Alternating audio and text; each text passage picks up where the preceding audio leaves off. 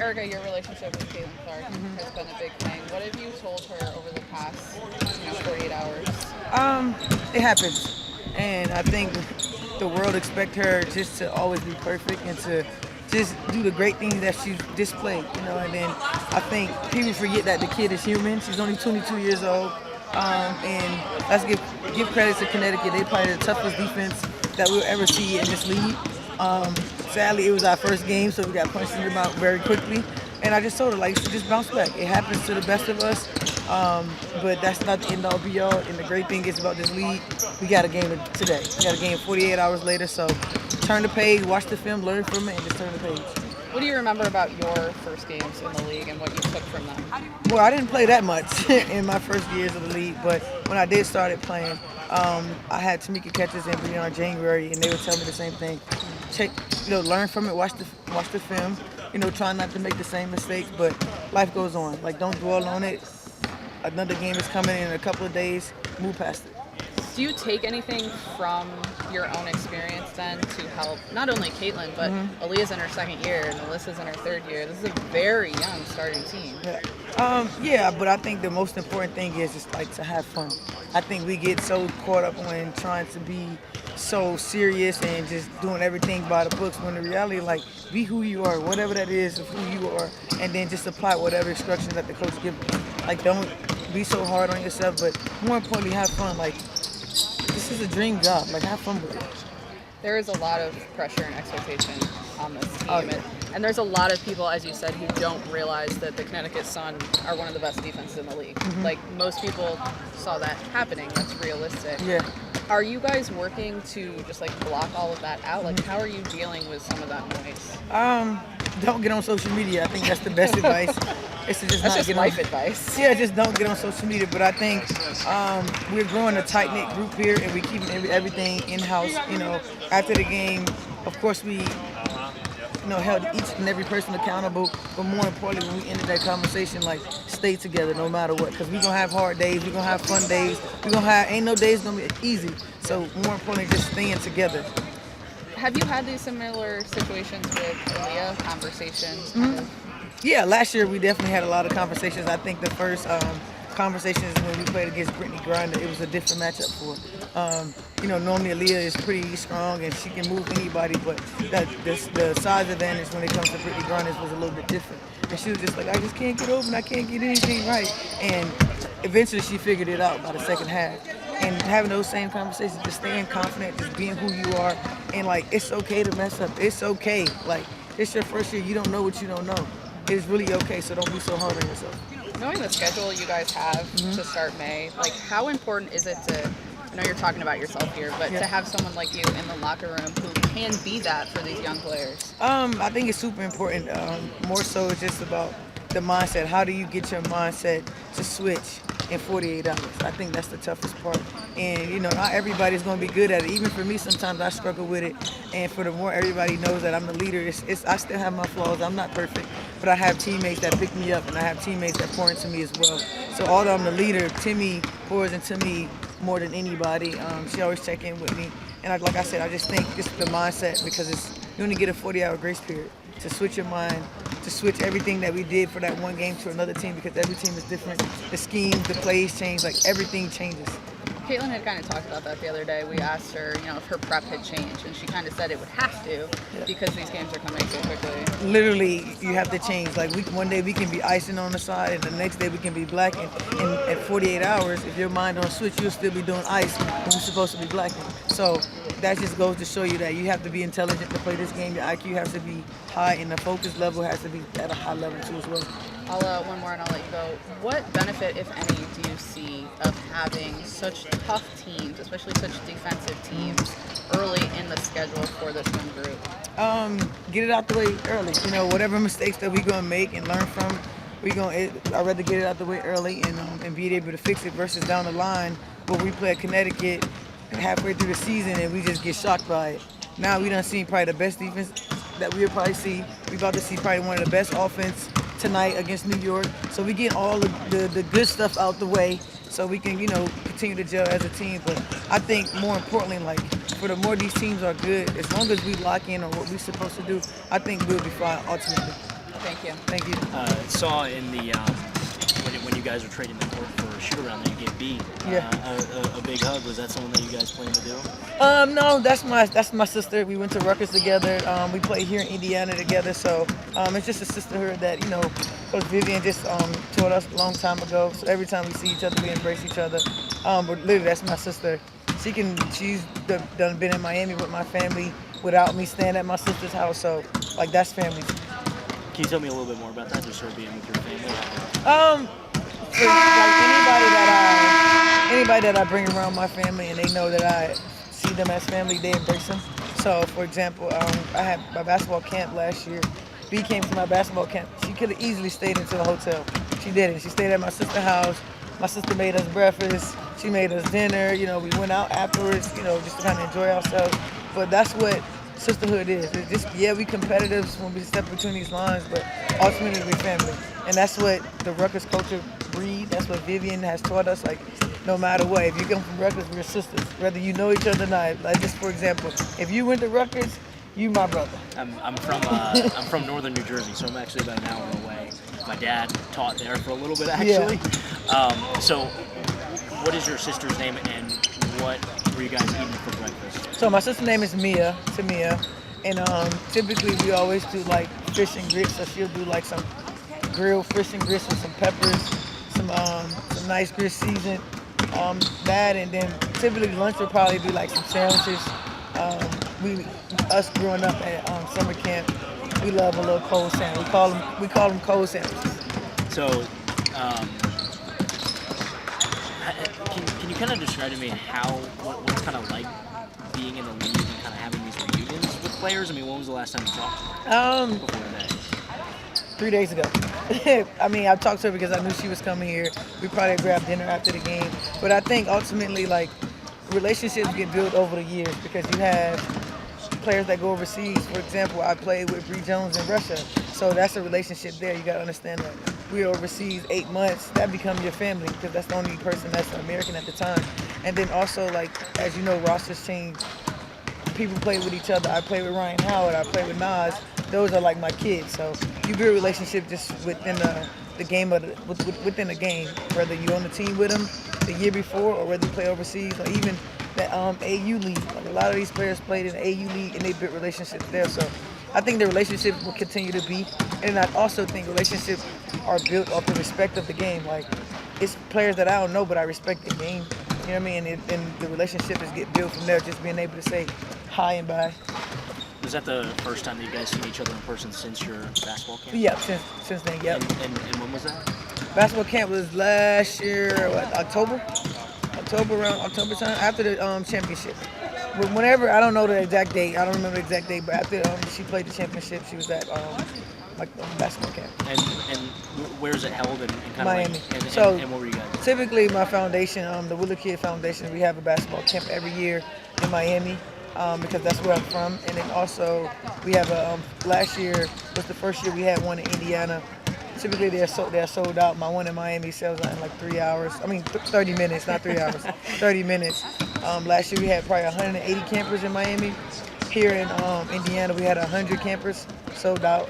So camp's pretty much already sold out. And is it just you kind of like running drills? No, well, my best friend who's my trainer, he also he runs everything. He schedules everything, and I show up. I'm doing a little bit of everything. I'm doing registrations, I'm doing T-shirts, I'm doing drills, but ultimately I have people in place that's running everything. But I'm there from the whole time. And what was B doing in the camp? Just floating around. Yeah, she's just floating around. She's doing drills. She's talking to kids. Sometimes she'll coach the All-Star game. It's really whatever she wants. It's just always good to have another WNBA player in the flesh at these camps. Because I think growing up, when we did basketball camps, the celebrity would show up just an hour and then leave. We there the whole time from 12 to 5, the whole 5 hours. So did you and B first meet at Rutgers when you guys played? First met at Rutgers. So you guys were teammates at Rutgers, teammates here. What's it like to play against someone that you're so close with on the court? Oh no, it's ball game. It's ball game. I told you, it's sisterhood, off the court. But we know once in between them lines, like, it's no disrespect, but I'm trying to win the game. May the best man win. could tell just the excitement, the buzz around the city of, for this team. For myself, it really hasn't changed in any regard. So I think that's honestly been something that's been an adjustment, but it's also been super cool to see how invested people are in the Indiana Fever. Go ahead, Sandra. Cassandra Negley with Yahoo Sports. I'll follow your lead here. You and Erica have talked a lot about your relationship with each other. Now that games are underway, how have you leaned on her, or how has she reached out to you in this time? I think she's just been somebody that's like just always been in my ear, asking how I'm feeling, asking how I'm doing, whether it's basketball wise, whether it's adjustment wise, off the court. That's something I'm super grateful for. I think on the court wise, getting and playing together more will be more beneficial as we go on. I think it's an interesting dynamic of like us kind of both playing the one at the same time when we're on the court together, like who's going to bring the ball up, who's not going to bring the ball up, who's going to get it on dead balls, who's going to get it in transition. So I think that's a learning period of just playing with each other. It's hard to develop that over the course of 2 weeks, and that goes for everybody on this team. But I think the biggest thing is she's just always checking on me. But that goes for every single person on this team. Like, she's always the one that's checking in and making sure you're okay and seeing how your mind is. And she knows I have a lot on my shoulders, and she wants to be helpful to me in any way. So I really appreciate it. Scott, go ahead. Caitlin, what stood out to you watching the film? And secondly, in general, what do you do when you review a game? How do you break down your clips? What do you like to look at? Yeah, I think a lot stood out. I think the biggest thing is like their physicality and what they did just literally took us out of our entire game. Like, we didn't do what we had practiced for 2 weeks. Like, once things got a little bit hard, we got a little frantic, and we didn't really quite know how to respond. And I think we really showed our youth. There was never a moment where like we were physical back or we were tough back. Like, there wasn't much mental toughness from any of us, or physical toughness, and that's what Connecticut's defense is going to do to you. They're just going to be physical. They're going to try to take you out of your actions. But I think just being physical back, I think setting up cuts, using cuts better, I think obviously taking care of the ball, and just like overall just some uncharacteristic things. And to me, like, there's also positive too. Like, we didn't play very good, but like we cut it to 6 in the third quarter. Like, there were still opportunities for us to be right there, be with them, and obviously it ended up being 21. But there was a lot of moments of like we kept fighting. Like, we never gave up. We played hard. It was never a fact of like our effort wasn't there. It's like we played hard, but they were just better than us. And I think that it's a good punch in the mouth. It's a good way to look in the mirror and find ways to get better. But at the same time, I felt like there were glimpses of we could be really good in certain areas. It's just like you got to clean little things up, and everything that we did wrong was very fixable as well. Shaquille Versevier with NBC News. Caitlin, we talked to fans who are taking PTO to see you, who are driving in hours to see you. Are you aware of those stories, and how do you relieve some of the pressure that might put on? For sure. Like, I've always said that. Like, people are sacrificing a lot to spend money to get here, spend resources to get here, or travel, or pay for their young daughter or their young son to come and watch us and support us, or buy our jerseys, or buy whatever merchandise it is. So I think it's like, I understand it because I was that young girl, and that's like what my parents did too. They were working parents. They would take time off to try to help me do something that I love to do or enjoyed to do, and I always wanted somebody's jersey as well. So, I'm very aware of it, and that's why I didn't miss a single game in college. Like, I knew people were coming and wanting to support and watch me. Like, for me, it was never an option to not play a game. If I felt a little beat up, if I felt a little under the weather, people get so excited to come to these games and are spending a lot of their time and money. I think first of all, just being aware of it and, enjoying that and trying to make time for as many people as you can, but also like, give it everything you got. Like, these people are coming for a show, and not everything's going to be perfect, but just try to play with the same joy and fun that you've always had. Dom, go ahead. Hey, Caitlin. Dominic Miranda, WTHR. Just, you got the first one out of the way. Just your mindset playing here at home in front of this crowd and the embrace that you and your teammates will get tonight in the home opener. Yeah, I'm really excited. Obviously, I think the crowd's going to be really good. We're going to need to use it to our advantage. Obviously, the Liberty is a really good team. Our schedule is not easy by any means, but when you're in this league and there's 12 teams, like, everybody's good all across the board. Like, you have to show up every single night. So, but I think the biggest thing is, like, we played on Tuesday, and it wasn't exactly what we wanted, but we get to come back tonight on our home court and have an opportunity to play better, to learn, to fix things. Not everything's going to be perfect again. This is only our second game. We've got a young group, but as long as we're learning and continuing to get better, that's what's going to be positive for us. But like you said, I think just embracing the crowd, enjoying it, and soaking it in is going to be a lot of fun for our entire group. Going back to Owen. Owen Seaborn from KGN. You didn't have a whole lot of tight turnarounds like this in college outside maybe like a Big Ten tournament or a couple of postseason tournament games. But since your first regular season game a couple nights ago, what have been some of the biggest things you focused on either with your game or mentally, or some of the things you've kind of focused on trying to improve for the last couple of days? Yeah, I think, you know, you go back and you watch a lot of film, whether that's, you know, the team film that you watch, whether you watch the game back by yourself, whether, you know, that's individual breakdown film like with your coach. And then obviously we got on the court and practiced, and I mean, I think it was almost positive. Like, you don't have time to sulk, you don't have time to do whatever. You watch the film and you put it to the side and you take what you learned and go put it on the court and try to implement it for our next game. And I think obviously recovery and taking care of your body, like, this is my job now, this is what I do 24/7. I don't really have to worry about anything else. So I think those are the biggest things, is like, you more so have to learn from the film of, you know, the past game, and then obviously watching your next opponent more than you're on the court practicing and getting better. You know, it's a lot more mental preparation than probably physical in college. Stand back there. Sorry. Hi, Caitlin. Jack Leader with KCRG. You've talked about the physicality of the game as the biggest thing you've had to adjust to. Is there anything else, maybe the second biggest thing you're adjusting to as you've learned as being a professional women's basketball player? That could be on the court or off the court.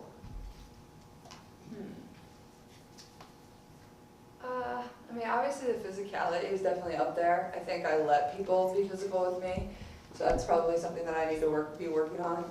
I think, like, when I'm running off of screens, like, I'm easily pushed off of screens.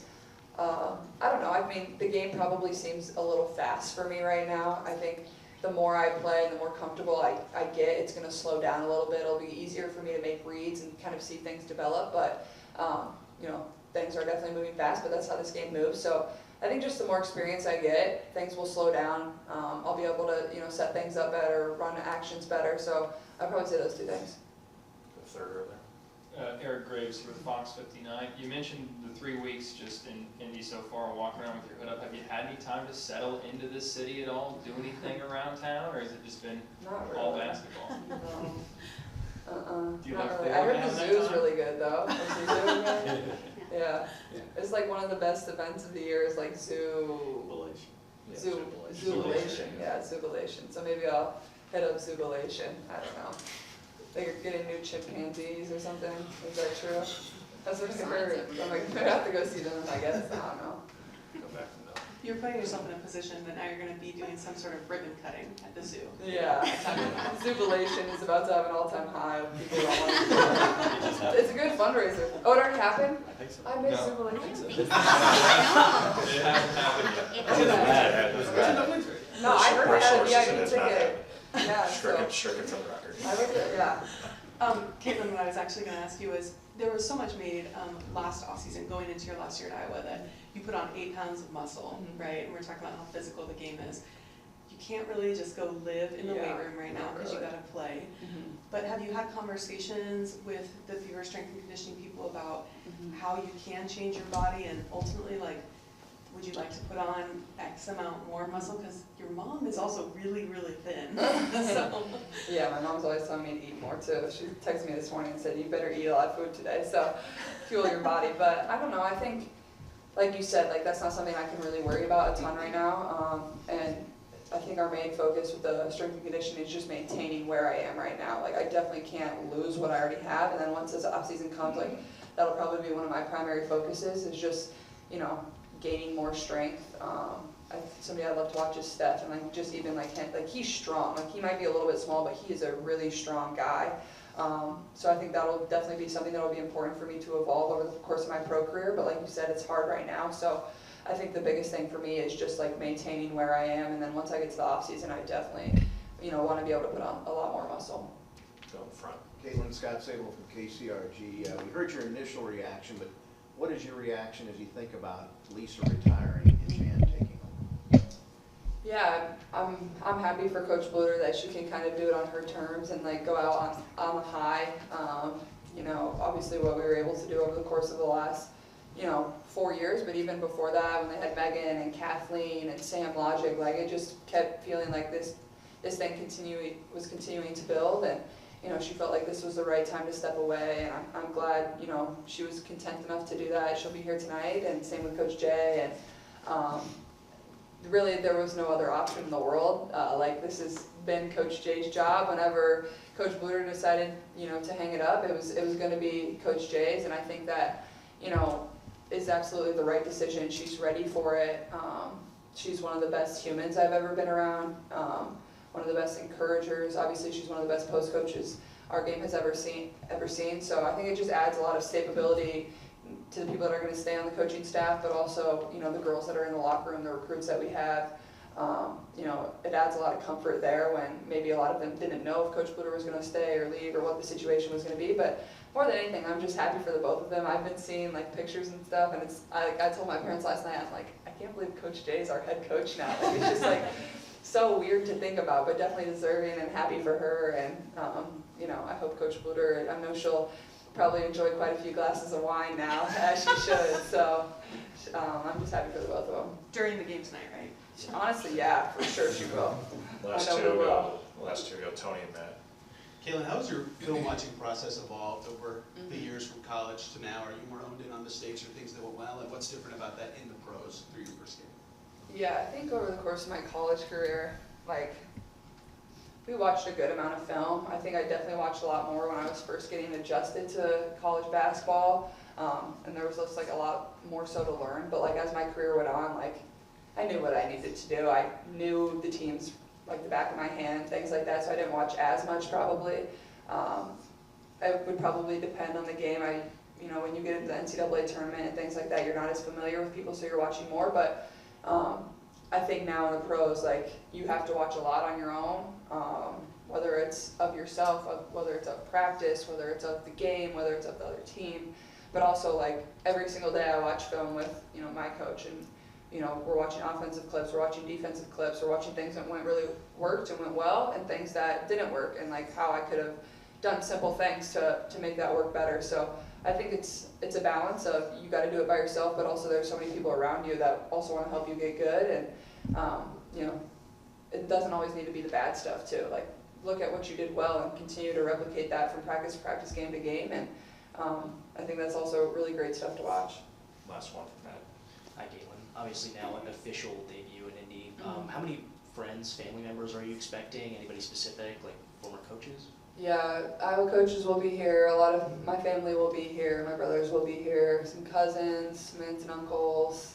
A lot of people will be here. Honestly, sometimes I don't even know who's coming, and they just show up, and my mom got them a ticket, or somebody got them a ticket, and they're just here. So yeah, it's fun, and like I'm lucky enough this place is like close enough to where a lot of, you know, people that are close to me are, so like they're making the trip over and get to enjoy this moment with all of them too is super cool for myself, but I know it's super cool for them too.